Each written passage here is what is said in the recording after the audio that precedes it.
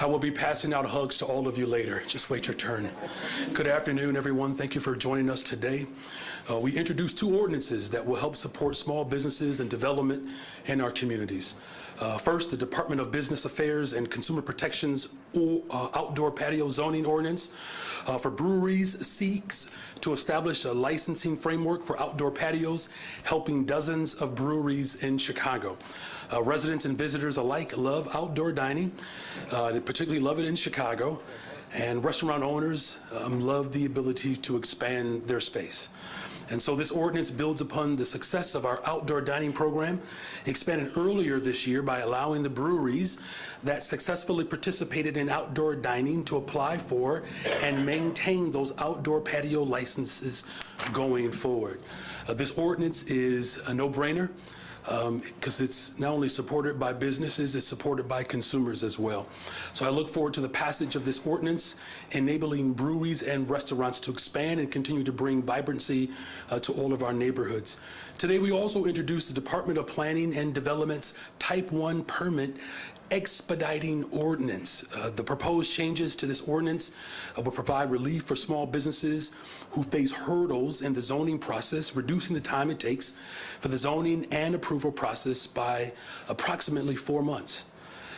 It will also eliminate the Zoning Board of Appeals variation application fee as well as the administrative adjustment application fee, changes that will help business owners get started quickly and with less fees and hopefully with less stress. My office will continue working with DPD and BACP to ensure that Chicagoans and families are able to realize their dreams of owning a small business. And we will ensure that there's equitable development and economic vitality throughout all of our 77 communities. Also in today's City Council meeting, we adopted two resolutions. The first resolution honors the National Native American Heritage Month and reaffirms our city's land acknowledgement. Today and every day, the City of Chicago recognizes that our city is the traditional homeland for many indigenous cultures, and that we will not simply just celebrate their existence today, but we will make sure that we celebrate their culture within the greatest city of the world. The foundation of our city was laid by, many of you all know this, Kitty Howard of the Potawatomi. And today, we are home of the largest indigenous communities in the entire United States. These are people and they're part of a culture that have built and shaped and has enhanced our great city. So with today's resolution, we recognize and honor these pioneers and for their contributions in the past and, of course, the contributions today. Our second resolution today honors our veterans, recognizing the extraordinary service and sacrifice that members of the United States Armed Forces make. Throughout the history of our city, brave Chicagoans have served with honor and distinction in conflicts all over the world to defend our freedom and our way of life. Our Veterans Day, and through this resolution, we say thank you for their dedication, sacrifice, and heroism. To all the veterans in Chicago, thank you for your remarkable service. We will honor you this upcoming Veterans Day, and we will continue to ensure that our community is cared for throughout our entire city. And with that, I'm happy to take your questions. Mayor Mariano here is with Univision Chicago. It seems like the purchasing of the lot on Halsted on 115th, it's been delayed. It's not going to happen in the short term. I was wondering what's the city going to do with the people sleeping in the street with this cold weather in the meantime? Well, as you know, and thank you for raising that question, it's a good one. You know, that this crisis that we have inherited, one that is obviously tremendously impacted throughout our entire globe. As I've said repeatedly, the international and the failure of foreign policy has caused tremendous upheaval and disruption in places like Central and South America. And the sanctions, of course, that have been placed on the Venezuelan government has made that government very difficult to actually carry out its business. And as a result, there are those who are seeking asylum, not just here in the United States, but in Mexico as well. And they're dealing with the crisis as well. And so what I've said before, and many of you were part of these conversations 2 months ago now, that I'm working every single day to create spaces, to move people out of police stations, and of course, doing it in a way that is dignified. And so we're going to continue to assess sites all over the city of Chicago to ensure that we move people out of police stations and off of the streets of the city of Chicago. And we're doing that simultaneously making investments for those who are currently unhoused. As you know, Bring Chicago Home is something that I campaign on, and I've made a campaign commitment and a promise, and holding to that promise to make sure that we are supporting those families who are unhoused today. So we're going to continue to assess, but we're also going to continue to challenge the federal government along with the state government to do its part to ensure that sanctuary is not just maintained, but also those who are seeking asylum, which you know is a difference between the sanctuary status and the international law in which these individuals are protected by. So we're going to continue to find smart solutions to do just that. Sorry, I was taken back by my new nickname. Congratulations, that's an upgrade. I don't know if I take it. I don't accept. Okay. So my understanding, there's negotiations happening right now on the paid leave ordinance that was held in committee on Monday. You introduced a sort of compromise measure yesterday into the negotiations. My understanding is the business community is coming back with a counteroffer today. I mean, how confident are you that this is going to get to a compromise? And if it doesn't, are you worried about it essentially, lowering the benefits for workers without the accompanying buy-in from the business community to support it? Yeah, thank you for that question. It's also a good one. You all are on a roll today. Look, there's no secret of who I am and my values. Standing up for working people is what I do. It's what I've done throughout my entire tenure over the course of these short 5 months. What I also said is that I'm going to bring people together. I made a commitment to doing that, and I've held on to every single promise that I've made. And so the business community is at the table because I want to hear from them. As far as being able to provide a type of collaborative support that the people of Chicago elected me to do, absolutely I'm confident that, as I've demonstrated thus far, I can bring people together and we can come to a compromise. Here's the other thing too. Running on my values and governing on my values is what I said I would do and I'm doing. And that I don't negotiate my values. But I said we can negotiate the details around our values. So that's what we're doing. That's what the people of Chicago want. We call that democracy. And I'm happy to lead the greatest city in the world through a collaborative approach. Thank you for that question. Hi, Mayor Sabrina from Channel 2. Nice to see you again. It is. Speaking of space for asylum seekers, there's been some confusion surrounding the former Museum for Broadcast Communications. Is that a space that's being looked into for migrant shelter, migrant housing? There has been some confusion. Everything that I've said, I've meant. And so if you haven't heard it from me, then you don't have to be confused about it. But is that a space considered? Or are you planning on putting people there? What I've said repeatedly is that we're looking for locations throughout the entire city. And when we put forth an idea or particular location in a space, nothing we do is done surreptitiously. So we do it out loud. Mayor, good afternoon. Can you speak to an AP report this afternoon that there are 5 mayors, including yourself, Houston, Denver, New York, Los Angeles, asking President Biden for a little bit more of an acute reaction to the number of migrants coming to these 5 cities? Can you speak about that? I can. Can I offer a friendly amendment? It's not a little, it's a lot. From day one, I've said that the federal government has to do more. And we're bringing people together, not just in the city of Chicago, but around the country. Look, we can be unwavering in our approach to how we provide dignity for those who are seeking asylum. We can be unified in that approach, but it has been articulated. There are almost 30,000 Ukrainians here, and no one even noticed. In fact, there was no debate about it. So the question is, what's the difference here? Now, that's a question that I'm posing to you all, right? Consider it a classroom assignment. Tomorrow, I'm going to be in D.C. in solidarity with these mayors, as we've had multiple conversations over the course of my short 5 months in office. And we're going to push the federal government, just like we're going to push the state of Illinois to do its part. Look, Chicago is leaning in. We have borne the brunt of the responsibility here. That's not an equitable distribution of how government should cooperate. And so we're providing a framework on how we can do that.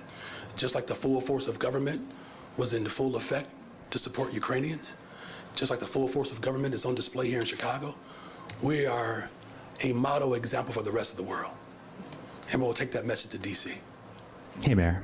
This morning, a coalition of Westtown neighborhood groups held a press conference regarding the surge of robberies in their neighborhood. They want to meet with you. They want you and the superintendent of police to come down and meet with them to combat robberies. Will you meet with them this month? And what would you say to them about the ongoing plan? Look, look, you all, if anyone knows my schedule better than my wife, it's you all. I'm meeting with people constantly. And look, as I've said before, we've inherited, a dynamic that unfortunately has been ignored for a very long time in this city. And so now you're seeing the manifestation of the type of terror that the people of Chicago have had to endure. Now, as much as we appreciate and celebrate the work that we've done to lower yet another month where we have reduced the amount of homicides and shootings, that's 2 months in a row. We consider to see a decline in shootings as well as homicides. We're going to continue to make sure the full force of government is available every single day for the people of Chicago. And as far as robberies and carjackings, look, there's work to be done there. And we're going to continue to work with the police department and the full force of government to address this dynamic, just like we're addressing every single other dynamic in the city of Chicago. So, meeting with people, I'm an organizer. It's not a heavy lift. Thank you. Hi, Mayor. So you just said you'll be in DC tomorrow. Does this mean you won't be at the special city council meeting scheduled for 10:30? And will you be encouraging alder people to show up to that special city council meeting? Well, I certainly don't have to tell people to show up for work, right? I mean, that's... Yeah, right, but I appreciate that question, but people know they have a job to do, right? As far as where I'm going to be in DC tomorrow. Okay, and what do you think about Alderman Beal saying he's going to reintroduce the proposal to ask about asking the voters if Chicago should remain a sanctuary city? You want to know what I think about? I know what you think about it, but... Oh, no. I just want to make sure I understand. So you want me to tell you what I think about an alder person introducing something? Reintroducing something. Alders introduce stuff all the time. The question is, what's the goal? That's the question. People do stuff all the time. We want to understand what the objective is. Because if the objective is to deal with the crises, which of course are those who are seeking asylum, then it's not a question of whether or not should we be sanctuary. The question then, if they're concerned about asylum seekers, the question should be, how do we influence international policy, and how do we make sure that sanctions that have been propagated against an entire nation for decades, how do we address that? Now, look, our city has been through this before. I've shared my personal story, my personal journey. My father has the benefit of being a part of the second migration. If you all remember, during the first and second migration, black folks were met with a very visceral anti-black response. But yet here we be. I'm confident that as a city, we will get to the other side of this conversation. And this is why I have not stopped governing. Treatment, not trauma. Bring Chicago home. Making sure that we are creating a pathway to open up mental health clinics. Investing $250 million into homelessness. And doing all of that without raising property taxes. Who would have thought a year ago when I announced October 27th that the Civic Committee would say, well done, Mr. Mayor Brandon Johnson. Who would have thought that Brandon Johnson would have been mayor? I know there were some that had doubts, but yet here I be. So those who are suffering through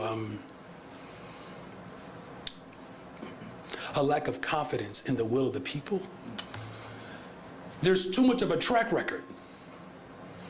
Because the story of Byron Sigcho Lopez, Guatemala, Ecuador, Delia Ramirez, Guatemala, Will Hall's ancestry, South, my ancestry to South, and now you see this collective rainbow coalition on indigenous land leading the greatest freaking city in the world. So people can introduce, raise questions, but the question really is, what's our goal? What is our goal? And my goal is to build a better, stronger, safer Chicago. And we're doing just that. Hi, Mayor. Hey. I got a couple of questions that are actually kind of clarifications on things you've already addressed, but I'm not quite clear on them. The first is going back to the sanctuary city referendum. We heard a lot of debate on it on the floor today, and Ray Lopez and others saying you're basically throwing fluff referendums out there for things you should already be doing, like flood mitigation on the west side. So why push out these other referendums just to shove out debate over the sanctuary city referendum? You're coming to a conclusion that is not based on anything other than speculation. I'm asking a question about what is transpiring in the city Okay, council well, and what so, seems like a maneuver by your administration. Can you address that? Okay, I am addressing it. You are coming to a conclusion that is based on speculation. I never said I was shoving anything out. Did I get up and say I'm shoving something out? That's a conclusion that you're basing off of something that just doesn't exist. Well, there's only three Okay, referendums that can go on there. We know that. And if you put three up yourself, that means there's not room for a fourth. So, I mean, call it what you will, semantics, however you want. But it seems clear that you are going to put these other referendums Well, out aren't you there. glad that we don't have to base on anything on what seems to be? Aren't you glad? So look, when you govern, you don't govern on what seems to be. You just don't. Did you have another question? Did. Alderman Riley said his information coming to him is that you have had members of your administration go through the Museum of Broadcast Industry or History building and are seriously considering moving ahead with that as a migrant shelter. He says with the inner Chicago being such a problematic area in his ward, he's very concerned about that. So first of all, yes or no, have you had part of your team go and look at that facility specifically, and are you seriously considering that or not? So we have looked at a variety of locations all over the city of Chicago. You know, Alderman Riley's speculation around this particular site, I don't know how he's coming to that conclusion. Thank you. Hi, Mayor. A WBZ and Sun Times investigation found that at least 9 CPD officers who were listed on Oathkeepers rosters are still on the police force. Do you still stand by your campaign pledge to fire all Oathkeepers and Proud Boys? And if so, how do you plan to do so? So we're working with Superintendent Snelling, you know, as well as an adequate process to not only assess the information that has been bestowed, but to make sure that we are being thoughtful about our presentation. And so I'm going to continue to be thoughtful. And look, you know, individuals who openly subscribe to an ideology that is hateful and harmful have no business serving, certainly not protecting. And do you think CPD can be trusted to continue to investigate these officers, or do you support the Inspector General reopening the investigation? Superintendent Snelling is a very fine individual. If I didn't trust him, I wouldn't have appointed him. In fact, a unanimous vote on the city council floor said we trust Superintendent Snelling. I'll take it one step further. Just had a chance to talk with the commander of the 10th district. And you all are aware of the mass shooting that took place in the 24th Ward. The community stepped up. The community stepped up, and it helped lead to the identifying this individual. To me, that's an indication that there's trust being restored, because that's what I'm doing as a leader. We're working hard to bring people to the table so that we can actually build systems of care, but you can't build systems of care without trust. And so it's going to take all of us to be competent, compassionate, and collaborative, and that's the type of leadership that we have with our police superintendent.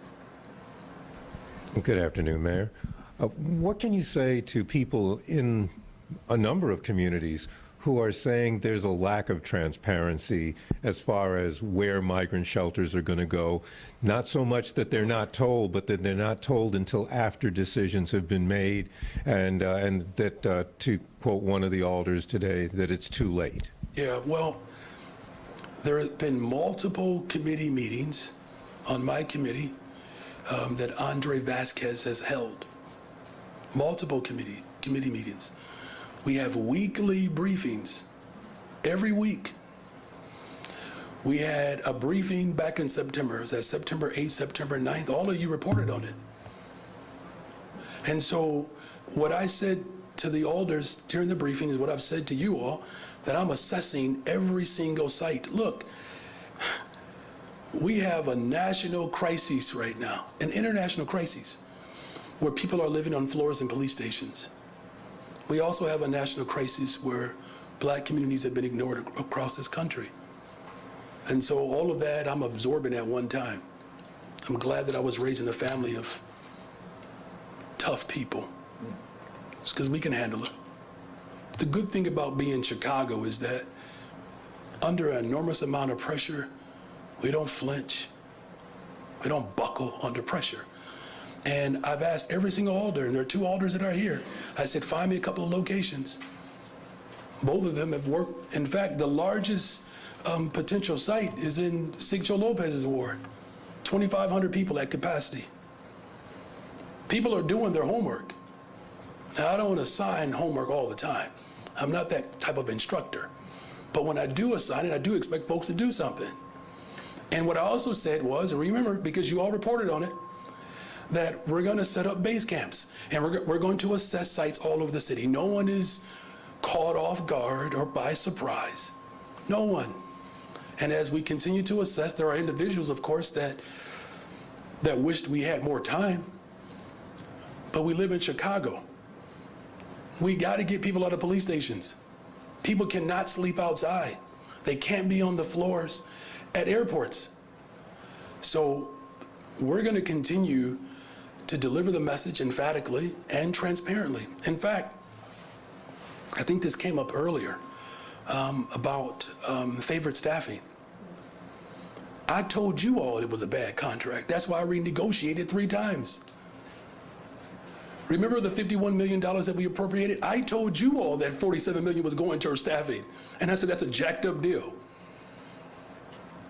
See, look, when you come from a large family, you don't have to hide, because all my business was out there all the time anyways. So I apply the same principle as mayor of the city of Chicago. We talk to people and we give people assignments, and people can either do the assignment or not. I expect them to do it, but what I can tell you emphatically, I'm gonna do mine. I'll always turn my homework in. Hi, Sophia Tureen with Associated Press.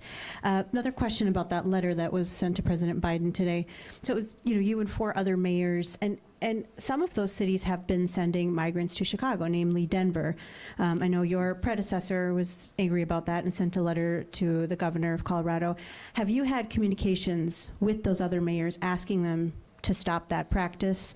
And what does that do to Chicago's burden? Well, I've had conversations with a lot of mayors. In fact, 2 alders here were in Texas talking to mayors in Texas. And I want to thank both Alderman Hall and Sigcho Lopez for your leadership and stepping up to do that. And what they found is that there's frustration all over the country. But here's the thing, though. Here's why this situation, quite frankly, is so jacked up.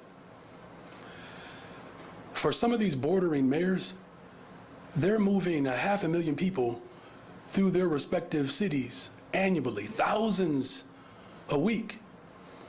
But here's what's interesting. They have the full force of the federal government to help them do that. The federal government is spending money to send people to Chicago.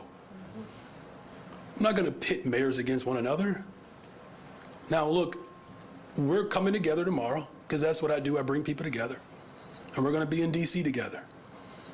Now, what I also want to note is that the country of Mexico, they're dealing with it as well. Because once they touch, these asylum seekers hit Mexico, they are protected by international law. And they start off at the southern tip of Mexico. By the time they get to the northern portion of Mexico, at the border of the United States of America, 2,500 people amassed to almost 10,000. So you have mayors across the country that are struggling with this international crisis. And we need the federal government to do more. And that's why we're going to be together on tomorrow. And Chicago, just know that as frustrating as this is right now, your brother's working hard every single day. International policy, local ordinances, and everything else in between.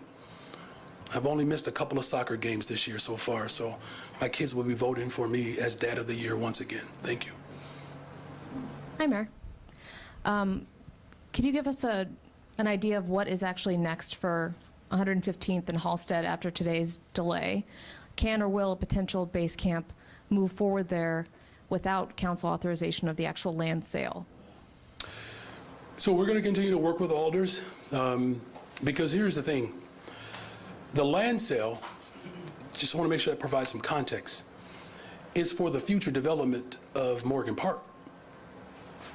I still want that. I made a commitment to invest in Black Chicago, and I'm still committed to doing that. And so this is a great location for the type of development that this particular region of the city of Chicago deserves. I mean, it's been darn near naked for a generation now. So I understand the frustration that people have. I get that frustration. I come out of the organizing background. I know what it's like when schools are closed, mental health clinics are shut down. That's why I'm opening up mental health clinics. So we're going to continue to have conversations with alders around how we can make sure that this land sale sets us up for the type of development that needs to take place. Now, as far as the migrant base camps, we're going to continue to assess this site like we're assessing other sites. Thank you. And what's the latest on the 38th and California site? Still assessing. So I think this was raised before. Well, there are a lot of environmental dynamics in the city of Chicago that have gone unaddressed for a very long time. You know, sometimes my wife asks me, she's like, what is it like being mayor? I said, it's like an HGTV special. You ever watch different shows like Property Brothers? You watch Property Brothers? And you know how you acquire a particular property, and then it looks like this is great potential, and then you knock down a wall, and then you notice and you discover that there are dynamics that have been unaddressed. That's what Chicago is like right now. That we have this incredible edifice, but so many of our neighborhoods have been neglected that there are environmental concerns.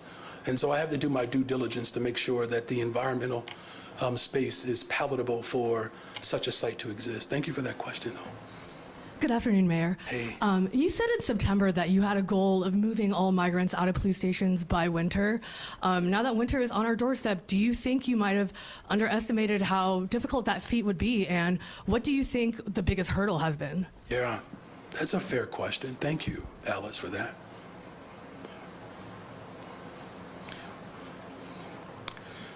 It snowed, but winter is not here yet.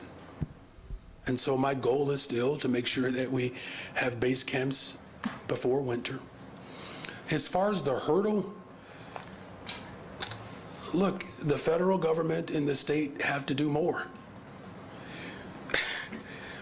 The people of Chicago, we have been incredibly resilient and patient. And clearly that patience is running short. And so that's why, you know, our two alders have gone to the border, and I'm going to be in D.C.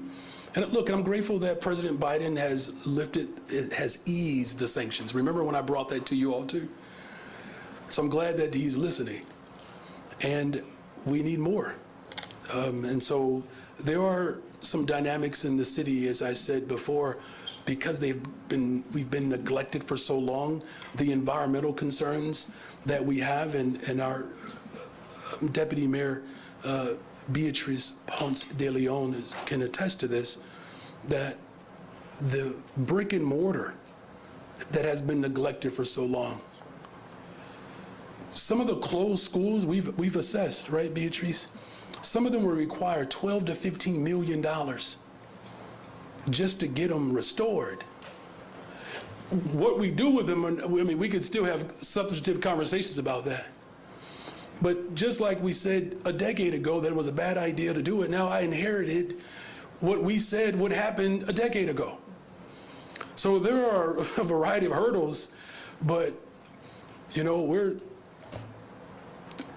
moving through them though. I mean, you know, I'm not tired. I'm up for it. Still ride my bike 8 miles a day. So, you know, those international policies that we have to address, the local dynamics of neglect, the fact that the negligence has caused the type of frustration and pain that our people are suffering through, those are hurdles. And we just continue to adjust as we go along. What is your new deadline of when to move all the migrants Well, out of the deadline hasn't changed. It's before winter. Look, so here's the thing. I don't want to use a football analogy, but just bear with me, though. So there's something called a hurry-up offense, when you have to get to the line of scrimmage fast, because it's a 2-minute drill right before the half of the game is going to end. There's a difference between being in a hurry and being in a rush. If you're in a rush, you can knock stuff over, you can miss stuff. But we do have to hurry up because the clock is ticking. It is. So I'm moving as fast as I can while also adjusting to those hurdles: environmental, international policy, local dynamics, investments that we have made a commitment to providing for the people of Chicago. And we're doing it gracefully. Don't we look so fine up here? We do. We're okay. Thank you. Mayor, hi. I don't want to misquote you, but from the other questions today about the Museum of Broadcast, it does seem as if it is in the mix. Can we just say yes or no? I don't know why it seems that way. Because you didn't say no. Did I say it was? Well, therein lies, you know? What's the definition of is? I know, right? Thank God I'm not the President of the United States. I don't have to answer that question. I mean, I think we know the definition of is and is not is. Look, we have looked through a variety of property all over the city of Chicago, as well as land. And we will continue to assess property and land that can help us address this international crisis that I inherited. The federal government and the state government has to do more. We're burdening the people of Chicago in a way that is becoming quite heavy. And so I understand the frustration, and that's why I'm going to be in D.C. tomorrow to continue to push for more investment so that we can deal with this international crisis in a dignified way without ignoring the very people who have been waiting for critical investments for a generation now. So in your hope of building this better, stronger, safer Chicago, why are you so unavailable to the press? It's been 3 weeks since we've been able to ask you questions. Well, I mean, I think that's a good question. I appreciate it. Here's another way, though, that I think about it, and just bear with me. I make myself available to the people of Chicago. And I believe there are multiple ways to engage the public, one of which is through press conferences. And I understand that there's a need to have this type of space. And I'm in the neighborhoods every day. I'm talking to people every day, whether it's in person, virtually, by phone. And look, I have come to appreciate the role and the position of mayor, because I get to talk to people every day. And I'm going to continue to do that. Now, as far as a cadence that could be satisfactory for this particular mode of engagement, you know, I understand, I do. Just like there are people who want to see me in the community more. You know, people always say, you know, Mayor Johnson, we know you're busy, but can you come over here? You know, Mayor Johnson, I know you're busy, but can you come over here? Or Mayor Johnson, I know you've already been here, but can you come back here? And so over these last 5 months, I really wish, though, quite frankly, that the people of Chicago can see the city of Chicago through the lens of a mayor. It's a fascinating place. Tremendous people, great neighborhoods. And so I want this space to know that as someone who comes out of the organizing movement, that simply relying upon press conferences alone doesn't meet the entire need of how the people of Chicago want to engage with the mayor of Chicago. And here's the thing, I love it. I really do. I do. As hard as it has been at times, I love it. It's the best job one could ever have outside of teaching middle school, which, by the way, there's no better job to prepare you to become mayor of Chicago than teaching middle school in Chicago. So I appreciate the question, and I appreciate the desire for the people of Chicago to want to see me as much as they possibly can, and that's why my schedule looks the way it looks.